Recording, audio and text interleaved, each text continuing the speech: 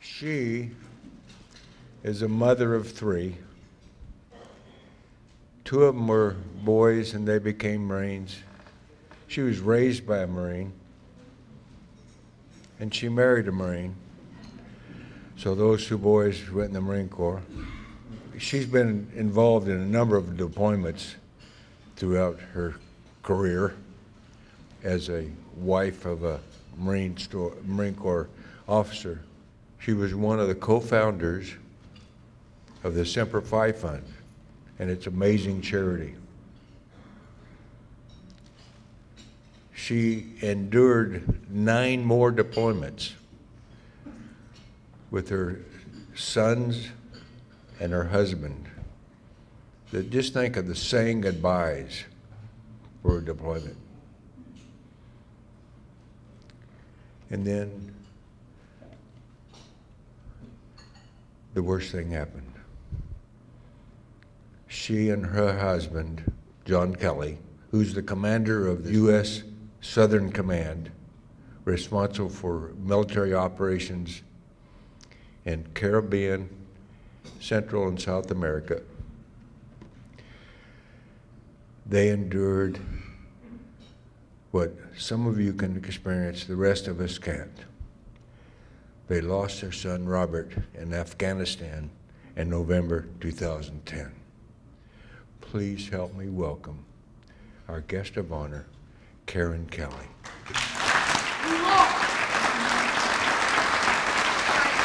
I want to thank the Blue Star Moms of California for inviting me to speak tonight. What an honor on the 10th anniversary of this Gold Star program. Their dedication to the Gold Star families has been a true act of love, kindness, and support. They continue year after year to comfort those who have lost a loved one, knowing that they too could face that same fate. In Marine Corps language, they're Semper Fi, always faithful. I'd also like to thank General Myatt and Colonel Starling, Chris, and all who came from this wonderful city of San Francisco to support this noble effort. Your continued support is also in the true sense Semper Fi. I am the daughter of a first-generation American who served in the Marine Corps during World War II with the 4th Marine Division, fighting in the battles of Roy Namor, Saipan, Tinian, and Iwo Jima. For my dad, it defined him and would forever change what his future might have been.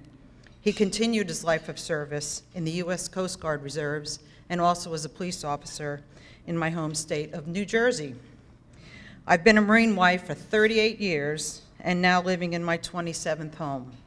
Having lived in, I am living the dream.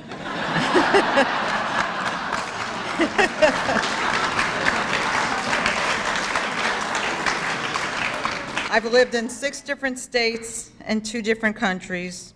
Well, I guess 3 if you count my current location, the capital of Latin America, a place you all know as Miami.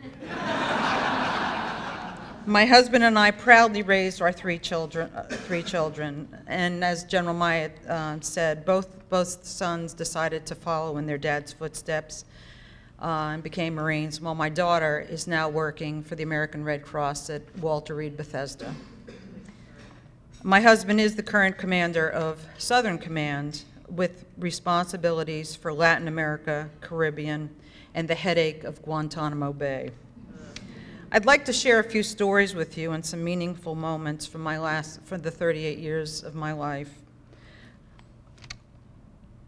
Our military families live, in most cases, very far away from their hometown.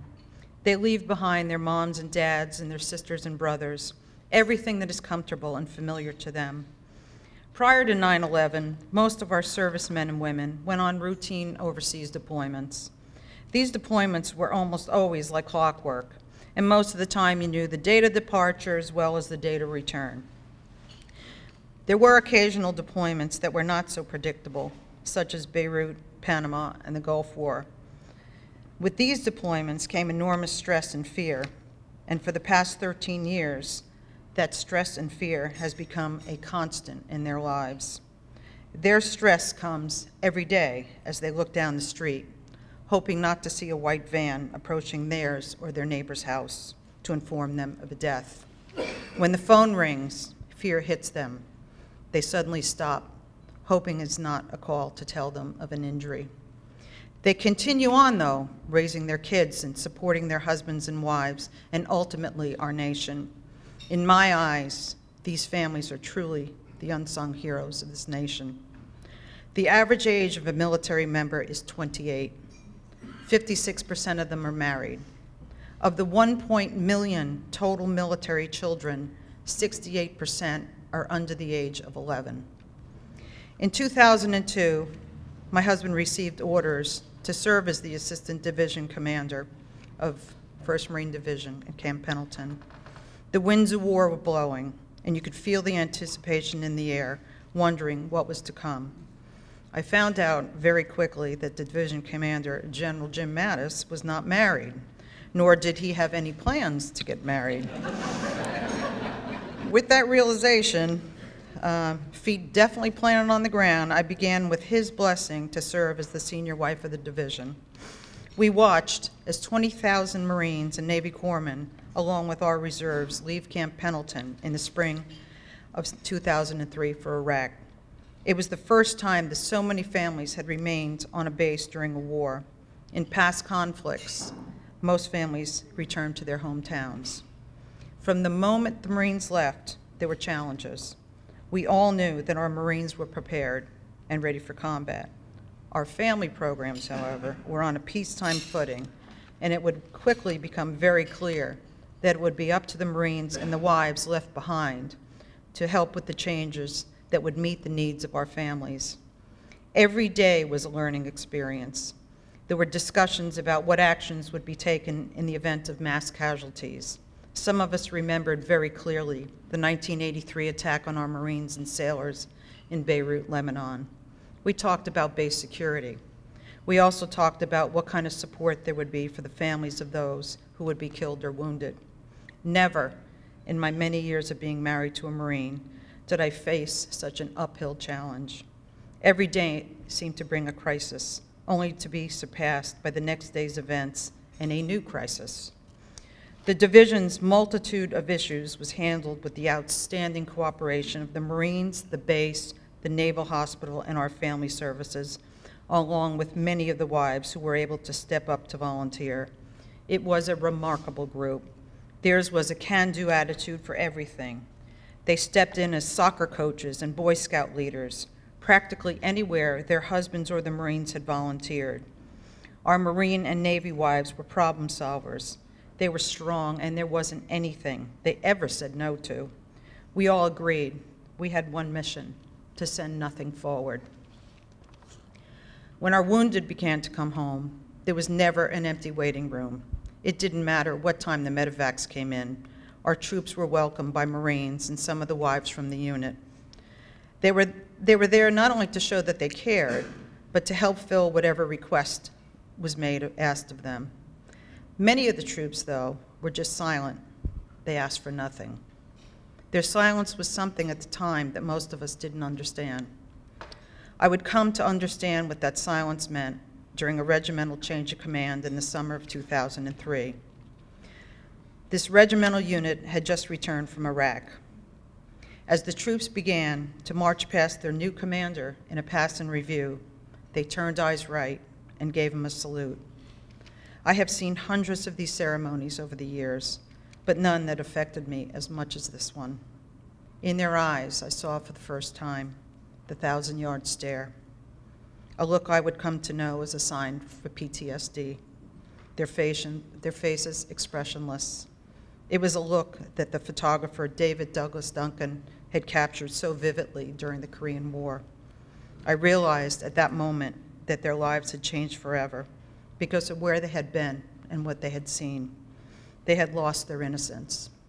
All I could do was cry. In September of 2010, 1,100 Marines in our Navy docks deployed to Afghanistan with 3rd Battalion, 5th Marines from Camp Pendleton, California. They were sent to Sangin in Helmand Province to relieve the British who had been there for several years. It was a place that most of us had never heard of. and it would become a name forever etched in many of our memories. From the 8th of October to the 20th of January, 3rd Battalion, 5th Marines lost 25 Marines, had 200 wounded, 36 of whom would become amputees. It was the largest loss of life in an infantry battalion in the Afghanistan war.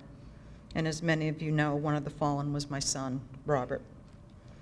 In March of 2011, Defense Secretary Robert Gates visited this war-wounded unit. He spoke with the troops and then had lunch with a dozen very junior Marines. At the end of the meal, as he was getting ready to leave, the secretary said to them, "I'm the Secretary of Defense. What can I do for you?" As is typical, they all looked down at their boots, not wanting to answer the question, when one Lance Corporal said, "Sir, don't let them forget what we did here." And another one said, "And don't let them forget the guys who aren't coming home." The secretary was unable to respond. Some would ask, was it worth it? One of our Navy docs wrote the following a few months ago when Iraq began to fall apart. Watching the situation in Iraq is disturbing. What angers me the most is hearing people say, what we did was for nothing. It was not for nothing. We fought for an idea. My brothers bled for a possibility. My brothers died fighting for each other and a cause we believed in. We fought well. We fought with honor and commitment to our nation and the man beside us. What happened since we left that place rests on the shoulders of the politicians, not the war fighters, who in many ways will always be over there. These young men and women raised their right hand to our America after 9/11. Some joined to escape a way of life or for adventure, but many joined to fight the enemy in his country and to protect our freedoms and our way of life, no matter what the cost. No matter why they joined, they all learned about the many facets of our society through the lives of their fellow service members. They became better for their understanding of not only the differences between them, but also how much they had in common. They learned about honor, courage, and commitment. Men and women who never would have met had they not joined the U.S. Armed Forces. Two such young men were Corporal Jonathan Yale and Corporal Jordan Herter. Yale was a 20-year-old mixed-race kid from Virginia. He was supporting his wife, daughter, sister, and mother, all on his salary of $23,000 a year. Herter, 22, was from middle class Long Island. They never would have met had they not joined the Marine Corps. In April of 2008, they were in Ramadi, El Anbar province, one of the most dangerous places on earth. Their orders, given by their squad leader, was to guard the entrance to the Joint Security Station, Nasser, and let no unauthorized vehicles or persons pass. A few minutes after they went on post, a large blue truck turned down the alleyway, about 70 yards in length, and sped its way through the serpentine of concrete Jersey walls. The truck stopped just short of where the two men were posted and detonated, killing them both. 24 brick masonry houses were damaged or destroyed. A mosque 100 yards away collapsed. The truck's engine came to rest 200 yards away, knocking most of the house down before it stopped. It was estimated the blast was made by 2,000 pounds of explosives. These two young Marines did not run from danger. They stood their ground, and in the end, 2 died, but 150 Americans and Iraqis were saved. It was said of these 2 brave Americans by one of the surviving Iraqi soldiers, "In the name of God, no sane man would have stood there and done what they did. No sane man. They saved us all." Several days later, a camera was found to have recorded some of the incident. It took exactly 6 seconds from the time the truck entered the alley until it detonated, the last 6 seconds of their lives. They were both awarded the Navy Cross for their actions. By the way they lived their lives and by the way they gave their lives, like many in this room tonight, they became role models for generations to come. We're here tonight to remember our sons and daughters who are part of the 1% who were able to look beyond their own needs and serve this great nation. They were brave and they were heroic. We, as Gold Star families, have lost our precious sons and daughters, but we are not alone in our pain. Let us not forget the men and women our children served with,